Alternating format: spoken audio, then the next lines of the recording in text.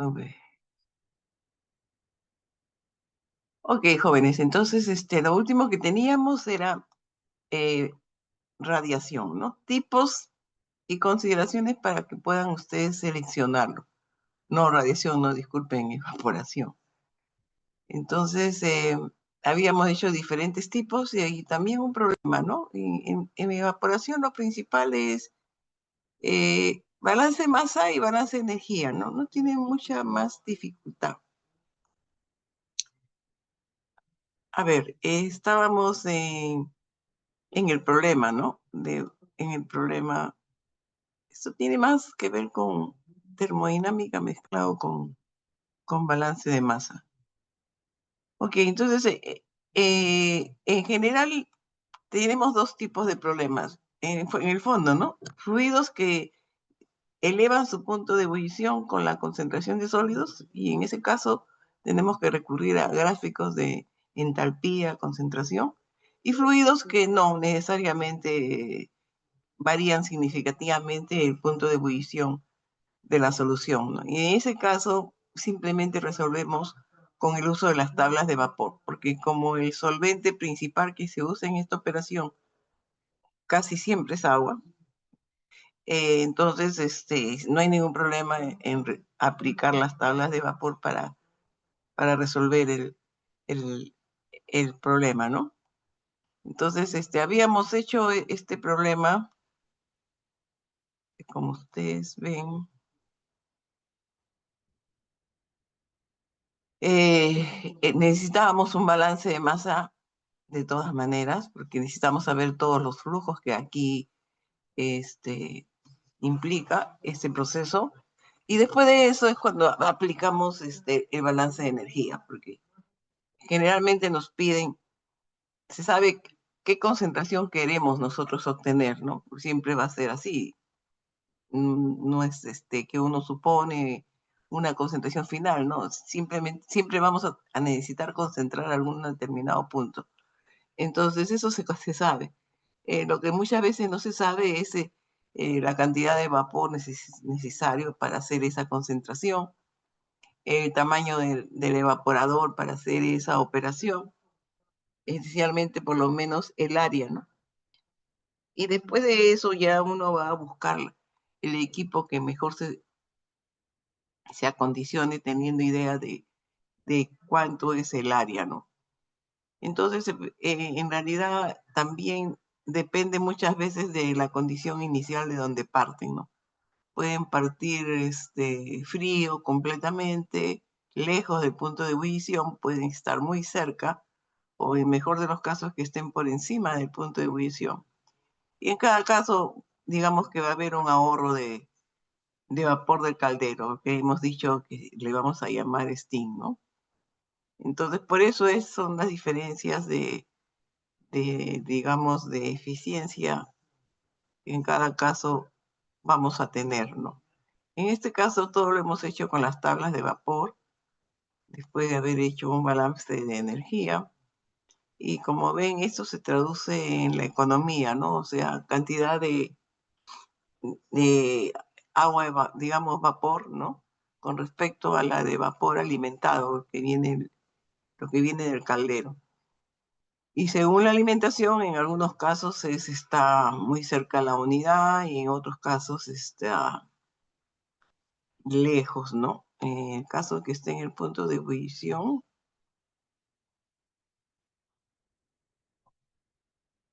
es casi la unidad. Y en el caso de que, y el área también es 700. En el caso de que está fría, ahí seguro que va a bajar. Baja, evidentemente 0,87 y también necesita más área. Y en el caso de que está por encima, ahí también, ahí sí hay se pasa de la unidad, pues, ¿no? Y también el área es mucho más pequeña también, llega a 600, ¿ok? Entonces, siempre que nosotros podamos precalentar la alimentación a esta operación precisamente, pero no precalentar con elementos externos, sino dentro del mismo proceso, vamos a encontrar una eficiencia para esta operación, ¿no? Ok, vamos a hacer otro problema. que es este. Ok, aquí sí vamos a necesitar, porque es hidróxido de sodio. Entonces, ahí vamos a tener que usar los diagramas de entalpía, concentración de dióxido de sodio, sí, sí varía. Entonces, concentramos 20.000 libras por hora del 20% al 50%, eso es lo que se necesita. La presión manométrica del vapor está a esta cantidad de libras por pulgada. La presión absoluta del espacio del vapor, digamos que es 100 milímetros de mercurio absoluto, y unidades si inglesa sería 1.93 libras por pulgada cuadrada. Nos han dado el coeficiente y la temperatura de alimentación está a 100 grados. Y nos piden calcular también de nuevo el consumo de vapor, la economía y el área de calentamiento. Ok, entonces ahora necesitamos sí las tablas de vapor. En este caso no nos están dando la temperatura a la que está el vapor y sí la necesitamos. Entonces hay que ver las tablas de vapor y ver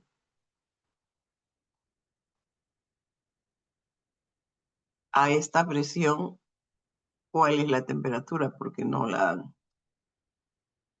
La presión en el espacio de vapor sí la están dando, ¿no? Entonces, cuando se refiere al espacio de vapor es el espacio que está por encima de los tubos, ¿no? Cualquiera sea su... Ok, este es el espacio del vapor y esto que está abajo es el espacio del líquido. Entonces, esta presión es la que están dando de dato. Y bueno, por acá sale el vapor, ¿no? Esta presión es, digamos, está 1.93. Tampoco nos están dando la temperatura, pero hay que recurrir a las tablas de vapor para ver cuál es no nos están dando la temperatura de ebullición. Esta es la presión de ebullición, definitivamente. Y a esta presión hay una temperatura y la tenemos que buscar de las tablas de vapor. Después, bueno, la alimentación entra, ¿no es cierto? Entra con una concentración y va a salir con otra. Y sí es importante que dice que está 100, que es el dato. El concentrado, bueno, va a salir por aquí y no sabemos cuánto es, y ya saben que tienen que hacer un balance de energía. No sabemos esta temperatura. Aquí solamente sabemos el XF, eso va a ser 0.20, y aquí, digamos, podría ser XP o XC, yo le estoy llamando P a como producto. Esta de aquí es 0.50.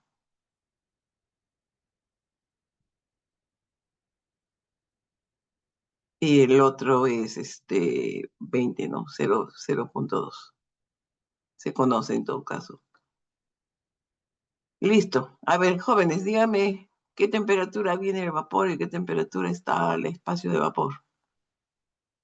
Para esto necesita una tabla de vapor en cualquiera de las unidades.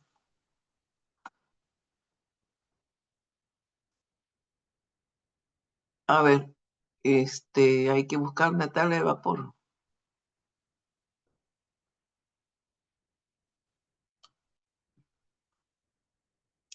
En la plataforma me parece que desde dejé una tabla. Bueno, hay unidades inglesas y unidades internacionales. Y a cualquiera de las dos tienen que hacerle la equivalencia.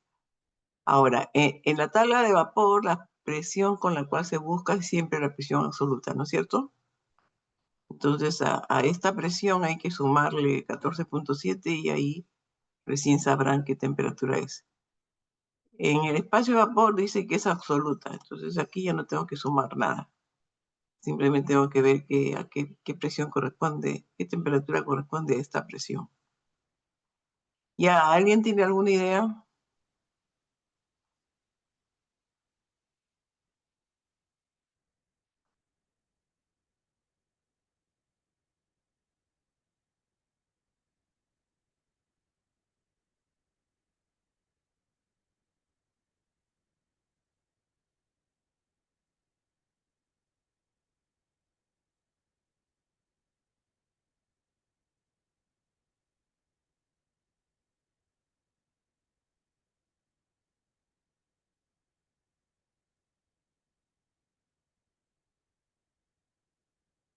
Bien, espero que estén buscando la tabla de vapor. Bueno, esto es simplemente la transcripción del enunciado del problema.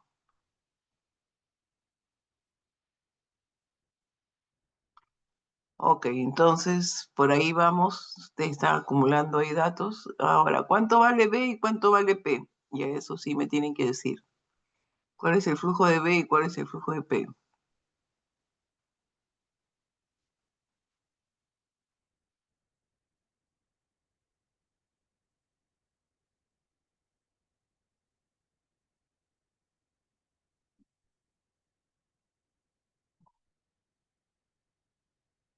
Entra 20.000 y sale B más P. ¿Y cuánto es que el flujo de cada uno? El flujo másico, a ver.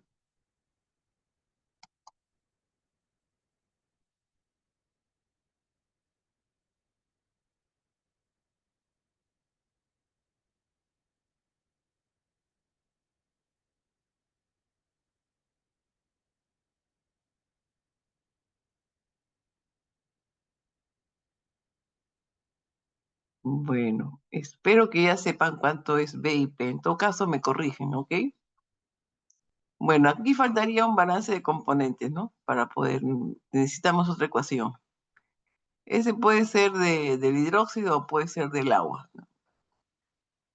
Acuérdense que en B siempre no hay sólidos, ¿no? Solamente todo esto es vapor, así que es pura agua. Cualquiera de los dos balances les va a dar los flujos, ¿no? Y ahora no sé si usé agua o sal. Ah, hice balance de agua. Ya, ok. Este,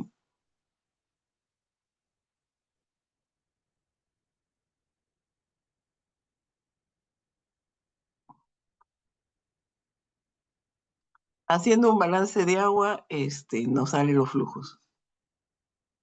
El producto va a ser 8.000 y el vapor, de agua, va a ser 12.000. La suma da 20.000. Ok, entonces ahora viene el asunto de las entalpías y de las temperaturas, ¿no? A ver, ¿alguien tiene idea de cuánto es la temperatura del vapor, del steam?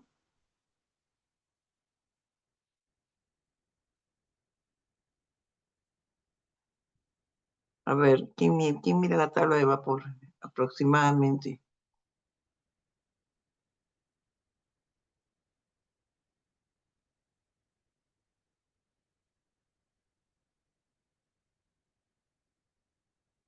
A ver qué tan lejos estamos. ¿A qué temperatura del agua saturada? Ah, mira, ya tiene la tabla, bien. En la tabla de vapor, vamos a empezar por el steam, ¿ya? Acá dice que es manométrica. Tienes que sumarle 14.7 y entonces, ve la temperatura que corresponde a esa presión. Ahora, si tienes otras unidades, puedes convertirlo. Después de sumar 14.7, eso sería realmente 34.7. Conviértelo a qué tienes, a pascales, no sé en qué unidad, qué tabla tendrás.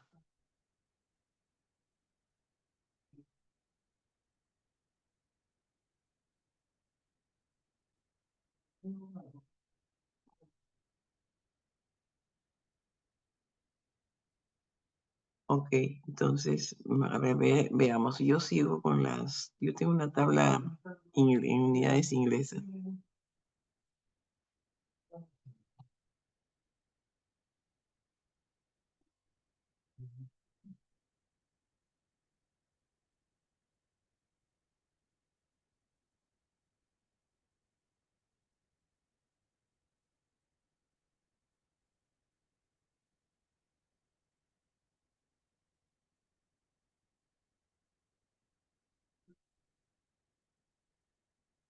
Eso aproximadamente, la entalpía del steam es aproximadamente esta cantidad.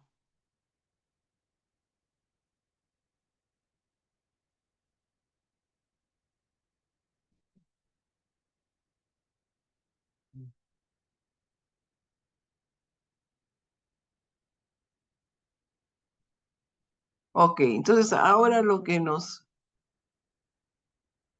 falta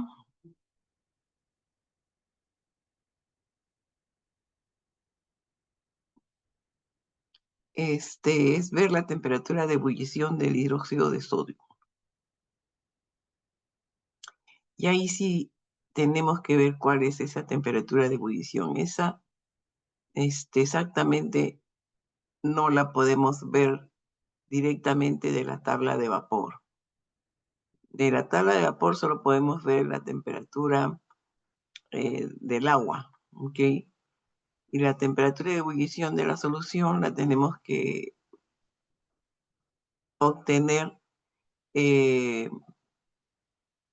digamos, los gráficos de Turing, ¿no? Ya, entonces, de la tabla de vapor a la presión, digamos, de 1,93, pueden conseguir esta temperatura. Este es el agua pura. Entonces, ahora tendrían que ir al gráfico de Turing y ver cuál es la real temperatura de ebullición de la solución.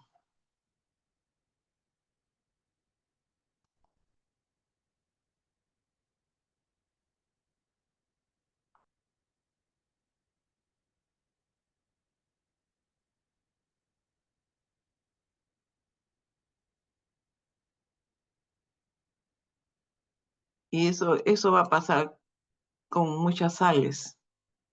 Exactamente, la temperatura de ebullición ya no se puede ver de las tablas de vapor, sino tienen que buscar un gráfico de, digamos, temperatura de ebullición de la solución versus la temperatura de ebullición del agua pura.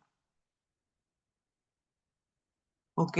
Entonces, esa temperatura de ebullición de la zona de vapor fue 124, ¿no? Entonces, más o menos, sería 150, ¿qué podría ser?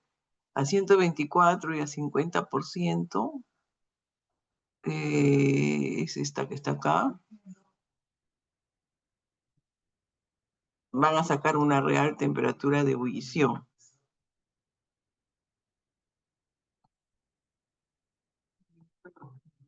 O sea, de la tabla de vapor sacan la temperatura de ebullición del agua. Digamos que, supongamos que este debe ser 125, ya, supongamos que sea 124. Entonces tienen que ir a buscar la temperatura de ebullición a 50%. 50% creo que está por acá, ¿no? Entonces, digamos, esto es más o menos.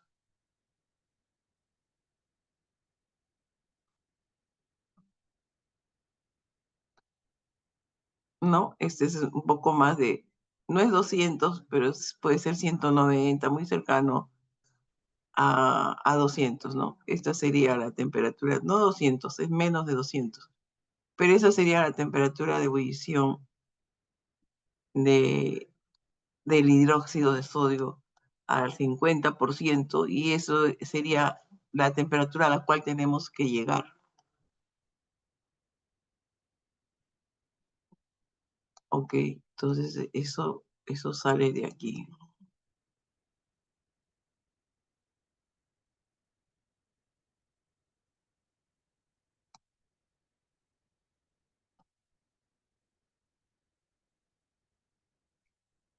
Ok, entonces fue, no le he puesto 200, 197.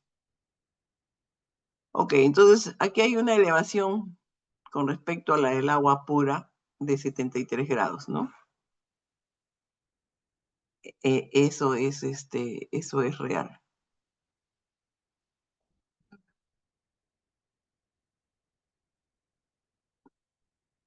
Ahora, con las entalpías también ocurre lo mismo. No podemos buscar las entalpías de la tabla de vapor porque esta es una solución que su punto de ebullición va a variar con la concentración. Entonces, eh, vamos a tener que ver los gráficos de entalpía para la sal que corresponda, ¿no? Entonces, esta sal entra a 20% y a 100 grados. Entonces, tenemos que buscar de un gráfico de entalpía concentración para el hidróxido, cuánto es, ¿no? Y eso es aproximadamente 55. Ahora, igualmente, para digamos, el hidróxido al 50%, también va a tener una entalpía, que es aproximadamente esta cantidad.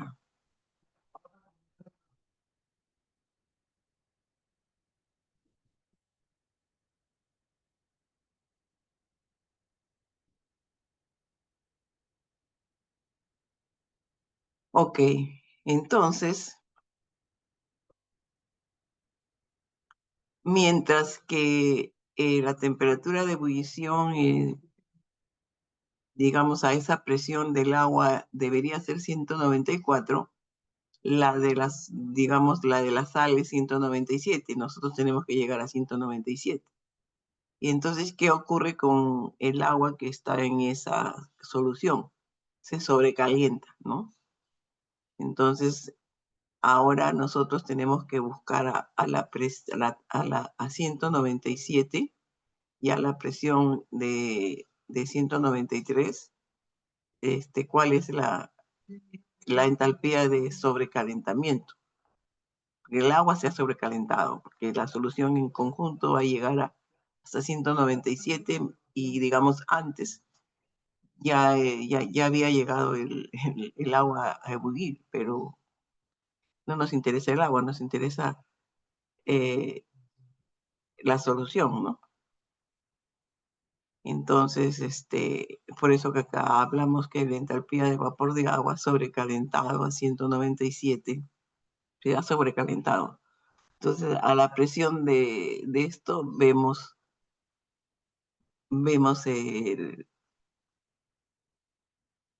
la entalpía de sobrecalentamiento, ¿no?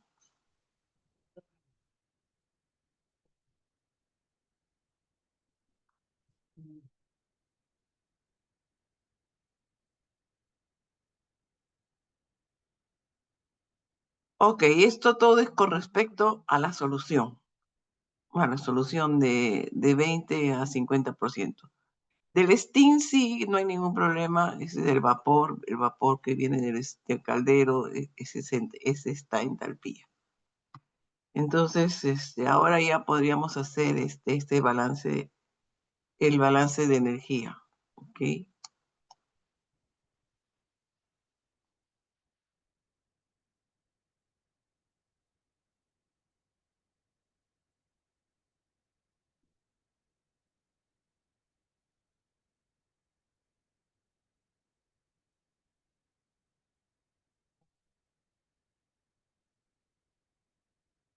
En eso tenemos que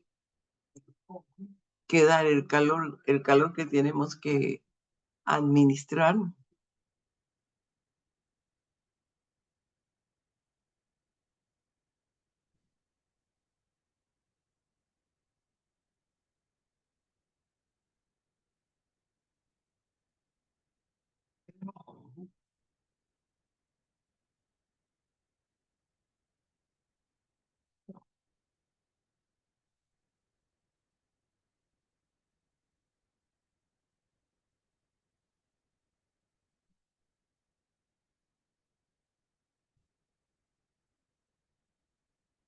Ok, entonces aquí tenemos que todo lo que sale, la energía del vapor, la energía de los productos,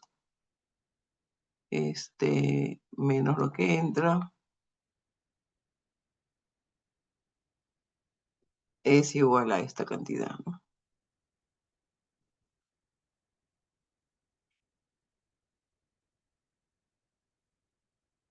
En realidad es igual a la de abajo. Acá algo tiene que sumar y restar. Habría que multiplicar esto por esta entalpía, 12.000 por 1.145, más 8.000 por 211, menos 20.000 por 55. A ver cuánto da una de estas. Debe dar una de estas dos. Aquí tengo dos valores diferentes.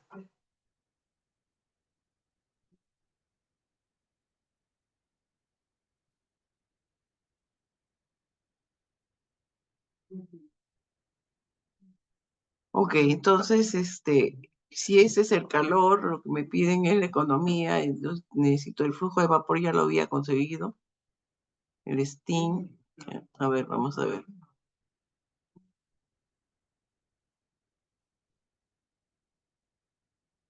El flujo de vapor lo consigo dividiendo el calor que he hecho producto del balance entre la entalpía del vapor a 20 libras por pulgada cuadrada, ¿no? Sumada a las 14.7. Entonces, este es el flujo de vapor que debo administrar para que me produzca este calor que me va a producir que la solución se concentre a 50%. Ok, si sabemos eso, la economía sería simplemente el flujo de vapor entre el flujo del steam, ¿no? El flujo de vapor era 12.000 y entonces entre los 15.000 del steam, esta sería la economía. Y finalmente, el área, bueno, ya que nos dan el coeficiente y las temperaturas que se consideran serían la del steam y la temperatura de ebullición de la solución, ¿no?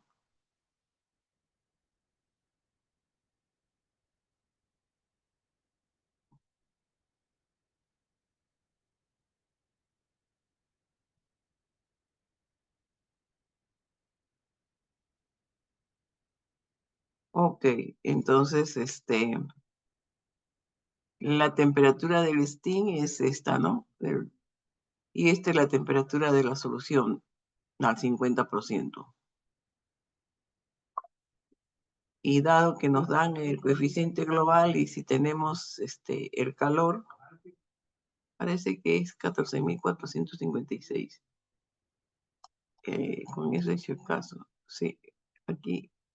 ¿Alguien ha hecho esta multiplicación? Creo que este está mal.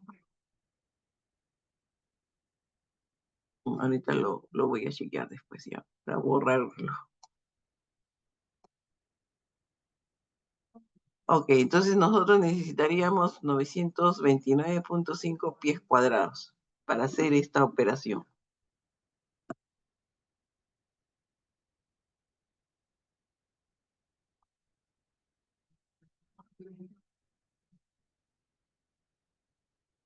Ok, entonces como ustedes ven, el problema puede ser diferente si la solución concentrada va a tener, su punto de ebullición va a variar a medida de que se va concentrando, ¿no? Eso ocurre generalmente en muchas de las sales.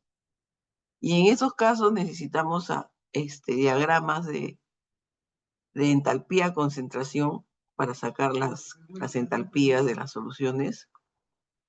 Y también necesitamos diagramas de Turing para ver cuál es la temperatura de ebullición de la solución a diferentes concentraciones con respecto a la temperatura de ebullición a la misma presión del agua, ¿no? Eso sí se saca, lo del agua lo sacamos de la tabla de vapor, pero la de la solución concentrada ya no podemos seguir haciéndolo, ¿no? Y definitivamente cuando ocurre que se varía la, digamos, la temperatura de ebullición con la concentración, necesariamente pues va a haber va a haber una elevación del punto de ebullición con respecto a la del agua, ¿no? Y en este caso era bastante, ¿no? Como 79 grados. Ahora, si ustedes no consideran la temperatura de ebullición de la solución concentrada, pues no van a llegar a hervir a concentrar, porque seguramente sus cálculos van a ser menores, les saldrá otra área y como consecuencia no llegan a concentrar a la, digamos, al punto que se necesitaría, ¿no es cierto? Entonces hay que tener cuidado, hay que considerar la elevación del punto de ebullición cuando exista.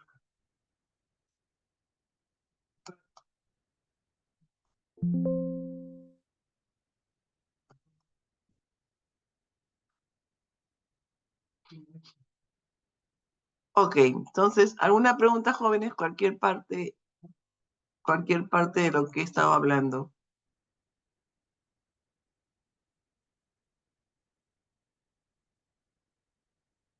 Algo que no haya quedado claro. Por mi No parte hay no, ningún. ingeniera. Dígame, ¿de dónde escuché? Ah, por mi parte no, ingeniera, decía. Ah, qué bien, qué bien. Listo. Bien, entonces ahora vamos a hacer otro punto, que es radiación. Nosotros, a ver, el miércoles les voy a dar la sexta práctica va a ser un trabajo, ¿ok? Y esa sería la última práctica. Trabajo para la casa, ¿ok? Vamos a dejar de compartir. Y vamos a empezar el otro tema que es radiación. Es el otro mecanismo de Profesora, transferencia. Sí, dígame. ¿a cuánto máximo se puede tener en esa sexta práctica? 20 siempre y cuando lo hagan bien. Ya, bueno, gracias, profesor. Ya. Ingeniera, Sí, una, dígame. ¿a- ¿hasta cuándo nosotros tendríamos clase, ingeniera? O sea, no sé, hasta el miércoles, ¿hasta cuándo sería nuestra Nosotros, clase, sí, no, ingeniera? nosotros las clases, hasta el último día, pues hasta el jueves, nosotros tenemos jueves, jueves 26, pues, ¿no?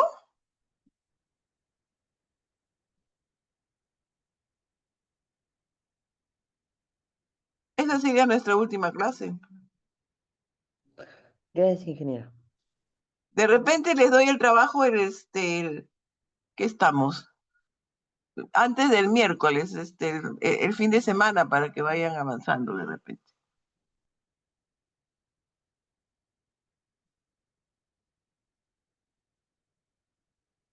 Yo creo que no es necesario porque ahora estamos 12. Está bien, tienen tiempo de sobra, ¿no? Está bien, están con tiempo. Bien, entonces vamos a entrar a otro punto, que esto es la radiación, que es la transferencia de energía en el vacío, ¿no? Ya, este es un fenómeno más físico, ¿no? No se ve, eh, no se ve la transferencia, porque digamos que es un fenómeno electromagnético en realidad, ¿no? Entonces, nosotros tenemos que recurrir mucho a la teoría de los físicos en el mecanismo que se han planteado, que esencialmente son dos, ¿no? Que se transfiere medio a través de ondas o se transfiere a través de partículas, fotones que le llaman, ¿no? Los dos son teorías, hipótesis, pero que de alguna manera permite cuantificar cuánto de la radiación debida, digamos, a causa de la temperatura de un cuerpo, es se puede convertir en calor, ¿ok? Cuánto de esa energía. Ahora, el fenómeno de radiación realmente se define en función de las longitudes de onda. La velocidad se ve en este caso como longitud de ondas. Entonces, hay un espectro bien amplio de diferentes fuentes de radiación y de velocidades. Entonces, algunas se pueden apreciar, muy pocas, creo que solo una, y otras no se aprecian con la vista, ¿no? Entonces, justo la radiación que a veces podemos apreciar es la radiación térmica, que es la radiación de un cuerpo debido a su temperatura. El resto del espectro de radiación no se percibe. Y ahí ustedes tienen las ondas de radio, los rayos X, los infrarrojos.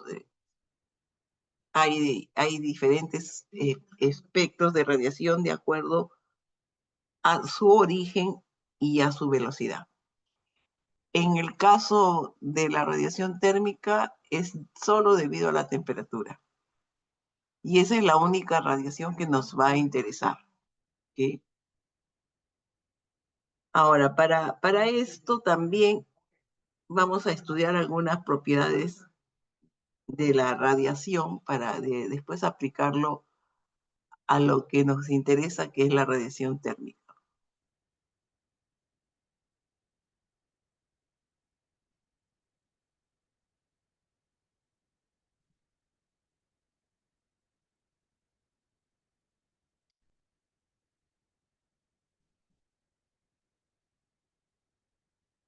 Ok, entonces ahora vamos a empezar a hablar de algunas, digamos, hipótesis. Vamos a empezar con el cuerpo negro, ¿no? Por definición. Digamos que es como el cero de las matemáticas. El cuerpo negro es una situación ideal, ¿no? Es el que absorbe toda la radiación incidente sobre él. No transmite ni refleja algo de la radiación incidente. ¿Okay? Entonces ese para nosotros es el radiador máximo, porque en realidad absorbe toda la energía y entonces si la masa la absorbe, todo lo transformamos en calor, ¿no? Porque por definición también solo la radiación que puede ser absorbida por la masa es la que podemos contar como transformarla en calor. El resto simplemente la perdemos. Entonces, por eso estamos planteando las primeras hipótesis. La primera, la del cuerpo negro, y después las propiedades de la radiación. La radiación puede ser transmitida, reflejada o absorbida. Y de todas estas propiedades, lo que a nosotros nos interesa es lo que se absorbe. Y entonces ya pueden ustedes ver que va a haber un factor geométrico en muchos de los problemas de radiación, porque va a depender de el tamaño de la masa, de dónde está la masa con respecto a su fuente radiante, y, y va a depender de eso la cantidad, va a depender realmente de la masa, la cantidad de energía que podremos captar, ¿no? Para convertirla en calor.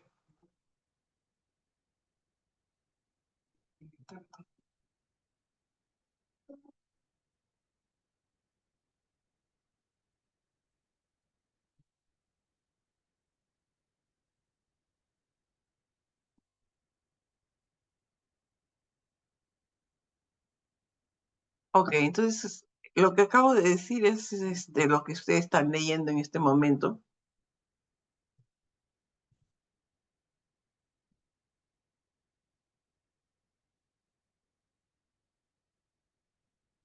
Ahora, como,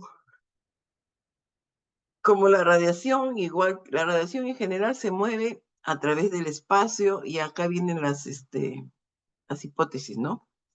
En forma de rayos o líneas rectas y solo las sustancias o cuerpos a la vista pueden intersectar la radiación emitida por ese cuerpo.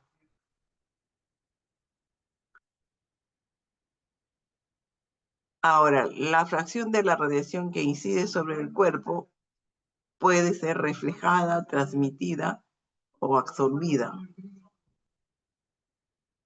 Y las características de cada uno de estos son, le vamos a llamar reflectancia, que es la fracción de energía radiante que incide sobre el cuerpo, pero que se refleja, ¿ok?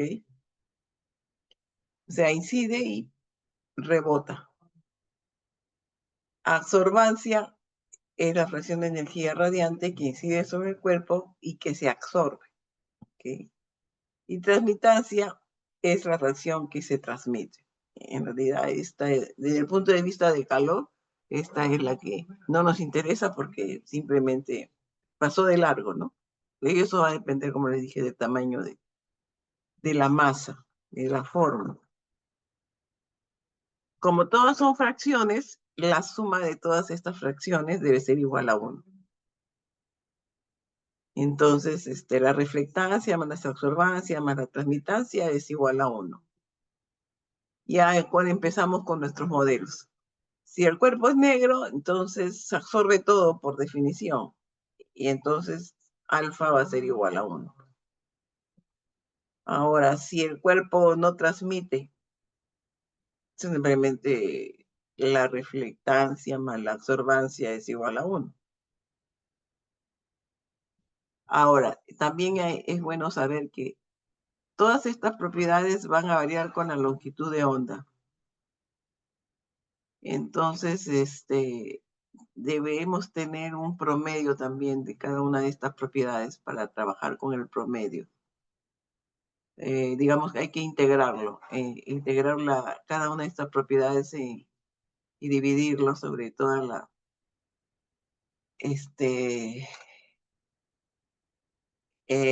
digamos que hay que hacer rho diferencial de lambda, ¿no? La integral de todo eso nos va a dar el promedio de realmente de cada una de estas propiedades, ¿no? Porque no vamos a trabajar a cada rato con diferentes, o sea, como si fueran los valores locales. A cada longitud de onda va a haber una propiedad y eso es muy tedioso. En general se trabaja con un promedio.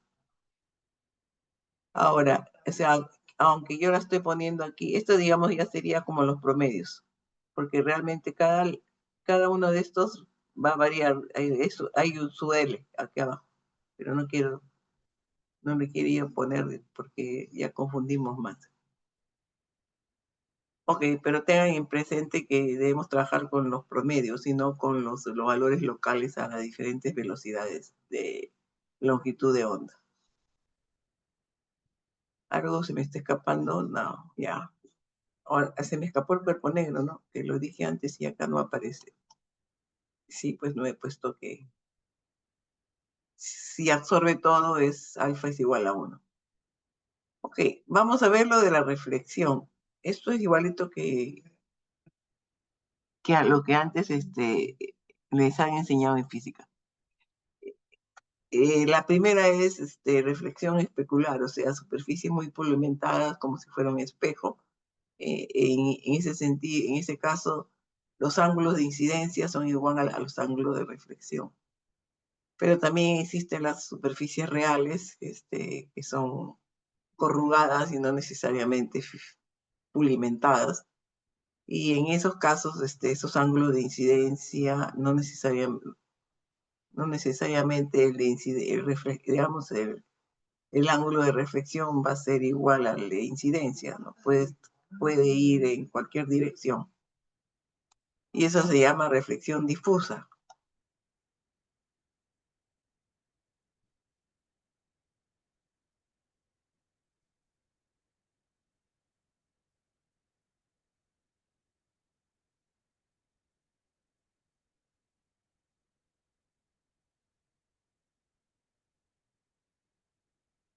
Ok, esos son tipos de reflexión.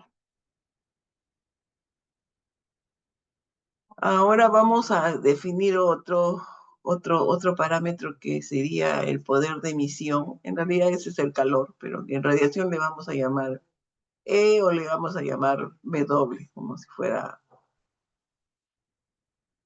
potencia. Ok, el poder de emisión Eso lo vamos a definir como la energía emitida por un cuerpo, por unidad de área, por unidad de tiempo. Depende de la temperatura y de la longitud de onda de la radiación. Entonces, vamos a llamar poder de emisión monocromático cuando este poder de emisión está digamos, a una determinada longitud de onda. Y van a haber muchos poderes de emisiones para tal longitud de onda. Entonces, para tener la radiación total, tendríamos que hacer una integración, ¿no? Del poder de emisión a cada longitud de onda por el diferencial de la velocidad que está en longitud de onda, ¿no? Ok, jóvenes, vamos a quedarnos acá porque tenemos que irnos a otra clase.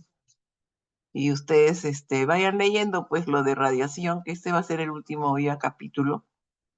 Y también vamos a hacer unos problemas. Vamos a acabar el martes, vamos a ver con la teoría, el miércoles hacemos problemas, el jueves también, y realmente sí, ya acabé el curso ahí, pero eso no implica que vamos a seguir con clases hasta el jueves 26, ¿no?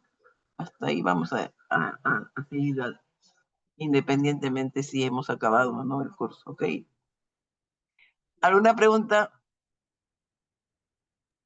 Ingeniera, ¿quién va a calificar la práctica 6? Esa. Sí, el trabajo. Probablemente yo, porque yo la voy a poner. Ya, está bien. Gracias. Ya, ya.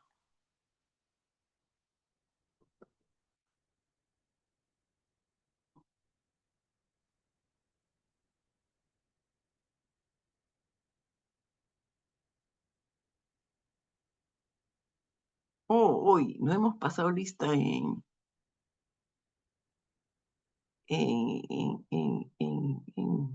¿dónde estamos acá? Tengo que pasar lista en Yachay.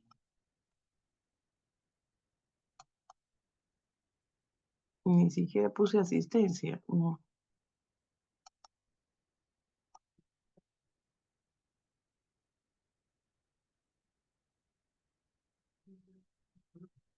Ni siquiera he marcado asistencia. Aquí seguimos con problemas de radiación, no de evaporación.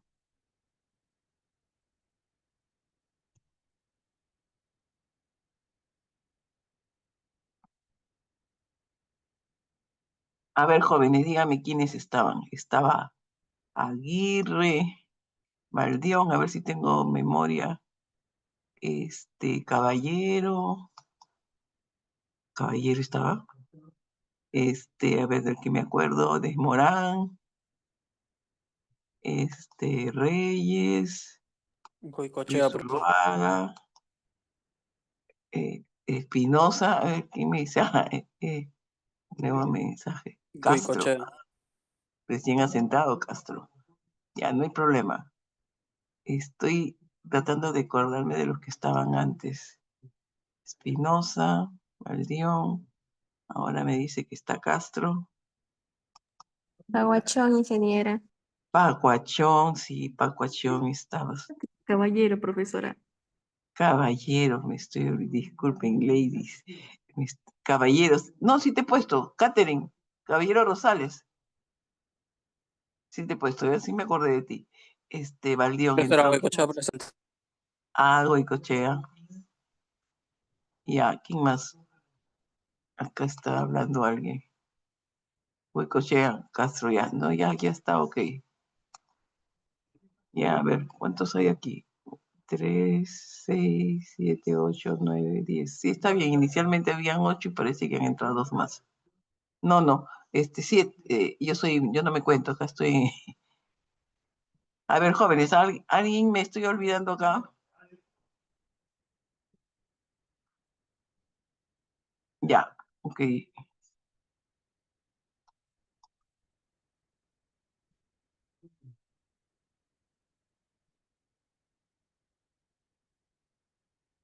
Ingresé a las 14:59, no es cierto.